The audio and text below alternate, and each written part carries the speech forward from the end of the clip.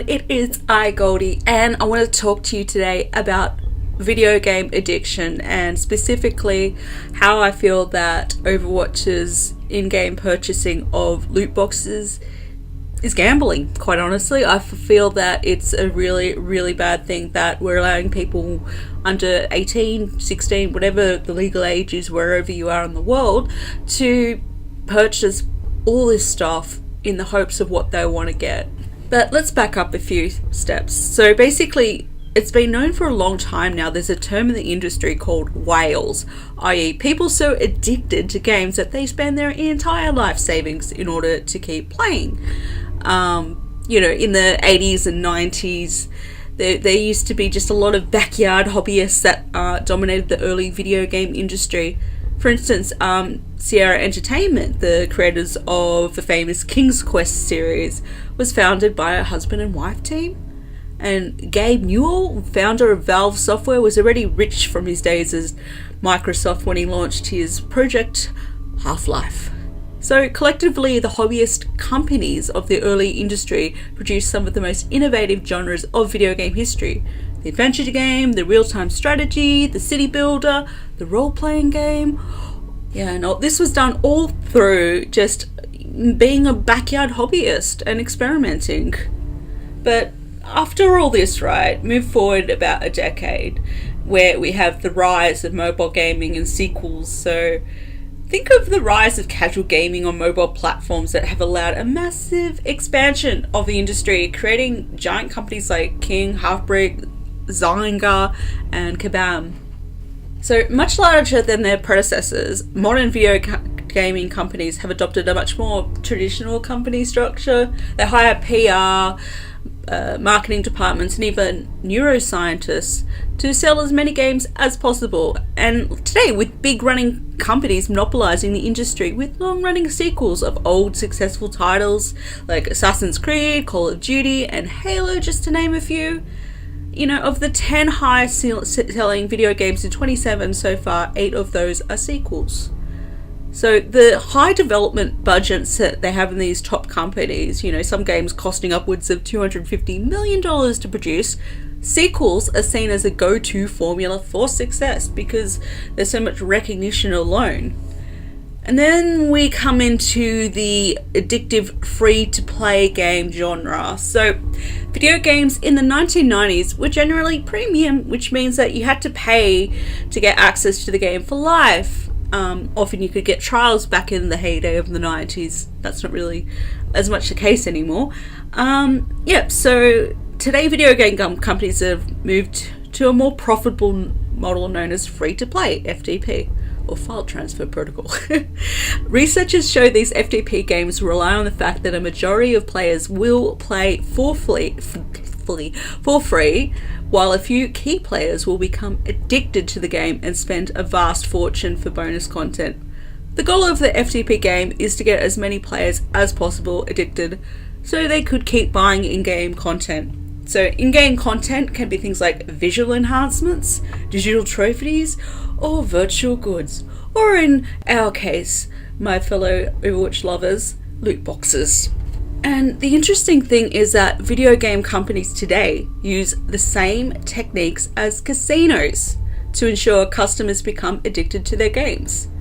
So commonly they'll use fake currency, Overwatch currency, by using poker chips, cards, or gems. Companies can also create a disassociation effect in the buyer who does not realize how much real money they're actually spending. There was a recent study that showed that people tend to spend more money when using debit cards than with cash due to this disassociation effect. Like when you pay for something in actual physical cash, you feel like you're giving away something, whereas if you're doing it online, you don't have that, visual simulation of seeing something that you have in your wallet go away. So free-to-play games have adapted another technique from casinos, which is called progress gates. So a typical slot machine charges you to keep playing as soon as you lose. It's known as a hard progress gate. In contrast to this, a soft progress gate prevents a player from playing for a period of time, like say an hour, which can be bypassed by paying to keep playing immediately. So modern video game companies also use shops and in-game ATMs to entice players to keep spending without having time to cool off outside the game. Casinos use the very same technique by placing ATMs and shops in-house. There was a gambling researcher, Mark Griffiths, who suggested that the technique is used to incite those who are gambling not to stop or to go home. By using the same technique as casinos, the modern video gaming industry has gone down a dark and morally dubious path. New ethically questions about the effect of addictive gaming and whether or not it's fair or ethical to keep charging for a product that they already own. I have to say, I've been suckered into this, specifically in EverQuest II. You could spend real money in order to get these really cool looking armor sets and visual items, kind of similar to Overwatch's loot box system. And I probably just would spend randomly quite a lot of money, like $50 at a time, multiple times a week, just so I could have all my characters looking cool. And because you do become disassociated with the fact that it's real money, instead it's what EQ2 calls station cash.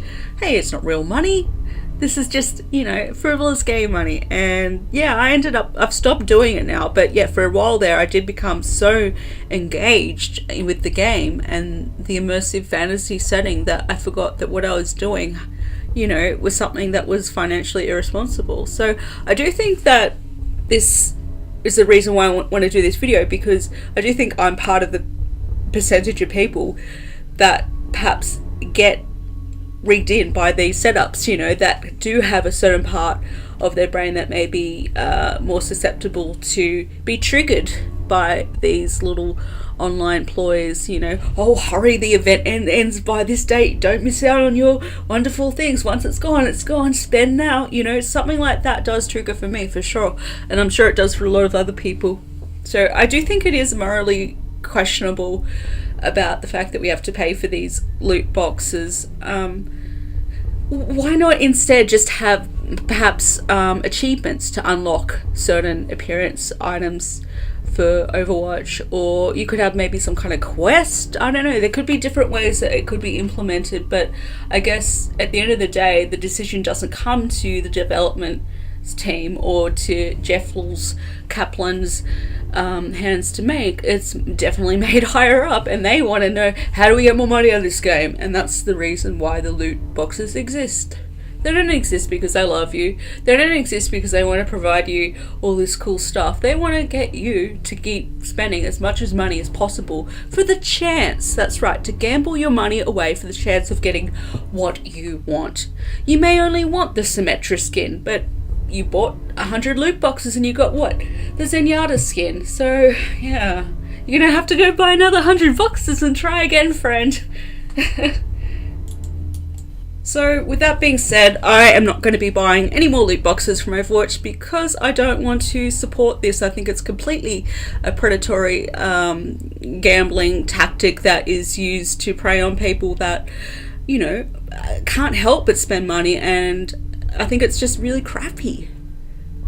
As someone that can personally speak, that I do have an issue at times with feeling like I need to compulsively buy things in video games. I do believe I'm part of the demographic where, games like Overwatch prey on addiction, and they just hook on people such as myself who can't help but be reeled in by their tactic to, get money out of me. It's really predatory and crappy. If loot boxes were made for every man, no one would have any real objection. But they're made to gouge the very customers who readily support them. It's like some twisted machination of charity.